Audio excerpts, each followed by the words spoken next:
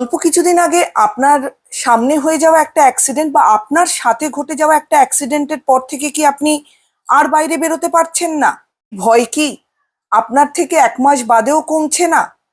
1 মাস বাদে সুস্থ হওয়ার পর আপনি যখন রাস্তায় বেরোচ্ছেন, তখন কিন্তু প্রথম যেদিন আপনি বেরোচ্ছেন সেদিন হয়তো আপনার রাস্তা ক্রস করতে ভয় লাগছে। হ্যাঁ, এটা কিন্তু নর্মাল। দিনও যখন আপনি দেখলেন রাস্তা ক্রস করতে গিয়ে আপনার সেম ভয় লাগছে, এবং এটা 1 দিন 2 দিন 3 দিন করে করে টানা 15 দিন আপনি সেম ভয়টাই পাচ্ছেন যখন আপনি রাস্তা ক্রস করতে যাচ্ছেন। 15 দিন ধরে যদি আপনার ভেতরে সেম ভয়টা কাজ করে রাস্তা ক্রস করতে যাওয়ার সময় বা রাস্তায় বেরোলে পর, তাহলে কিন্তু সেক্ষেত্রে ভাববার ব্যাপার আছে। তারপরে যখন এই 15 দিন কেটে গিয়ে সেটা 1 মাসে চলে যায়, এবং এর সাথে সাথে আরো কিছু সিমটম এর সাথে অ্যাড হতে শুরু করে, যেগুলো আজকে আমি আপনাদের সাথে আলোচনা করব।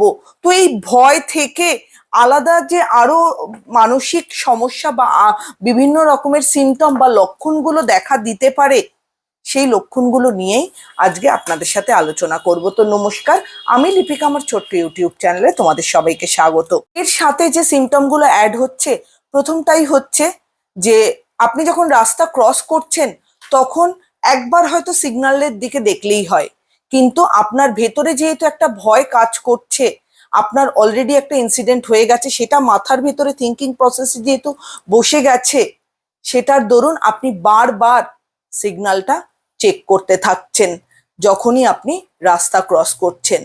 এছাড়া যখন আপনি রাস্তা ক্রস করছেন বা রাস্তা পার হচ্ছেন বা রাস্তার সাইড দিয়ে গেলেও আপনি কন্টিনিউয়াস আপনি কোনো ঈশ্বরের নাম বা কোনো দেবদেবীর নাম কিন্তু কন্টিনিউয়াস স্মরণ করে যাচ্ছেন। রাস্তা পার হওয়ার সময় আপনি কোনো কিছু কন্টিনিউয়াসলি কাউন্ট করে যাচ্ছেন, যেরকম 1 2 3 4 5, এই 5 অবধি বা 10 অবধি না গোনা কমপ্লিট হওয়া অবধি আপনি রাস্তাটা ক্রস করতে পারছেন না। এরকম করছেন বা এরকম ভাবতে শুরু করছেন যে একটা লাল গাড়ি না পাস করা অবধি আমি ক্রস করব না।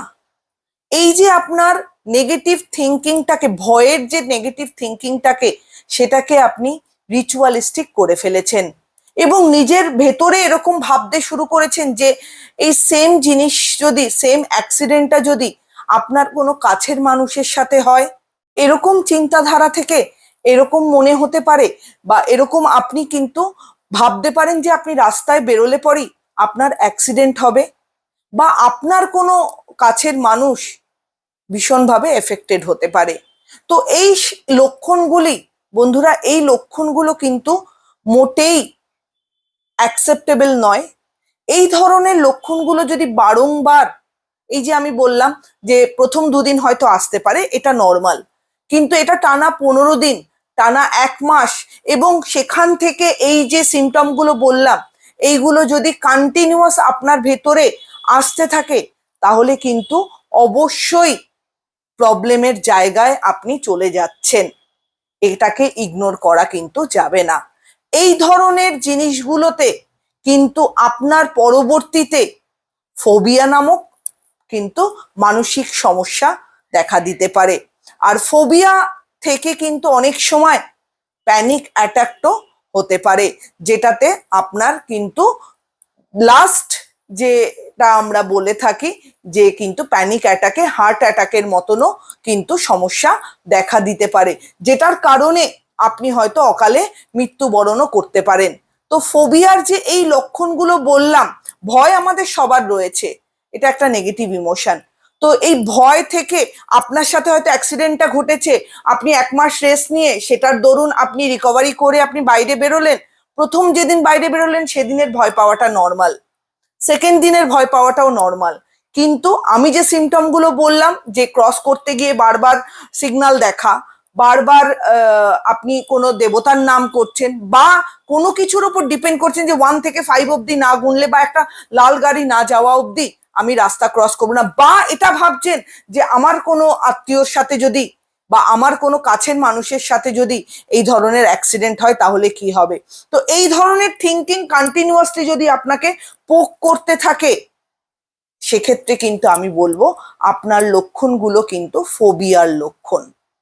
তো ফোবিয়ার লক্ষণগুলো আইডেন্টিফাই করে আমি যে সিমটমগুলো বললাম সেগুলো যদি আপনার ভেতরে কোনো ইনসিডেন্টের এগেনস্টে এসে থাকে, ট্রমাটা যদি আপনাকে বহন করে নিয়ে বেড়াতে হয়, তাহলে কিন্তু সেটা আপনার দৈনন্দিন জীবনকে, আপনার জীবনকে দুর্বিষহ করে তুলবে, বই কম করবে না। এটার থেকে কিন্তু প্যানিক অ্যাটাক তো হতে পারে, আপনার জীবন লাইফ রিস্কও হতে পারে। তো সেক্ষেত্রে এটাকে ইগনোর না করে অবশ্যই লক্ষণগুলো যদি কারোর ভেতরে দেখতে পান বা নিজের ভেতরে কোনো রকম এই ধরনের লক্ষণগুলো দেখতে পান, অবশ্যই সাইকোলজিস্টের পরামর্শ নিন। এটা ডেফিনেটলি কিউরেবল। আপনি সময় মতন আইডেন্টিফাই করে সাইকোলজিস্টের পরামর্শ নিন। ভালো থাকবেন, সুস্থ থাকবেন।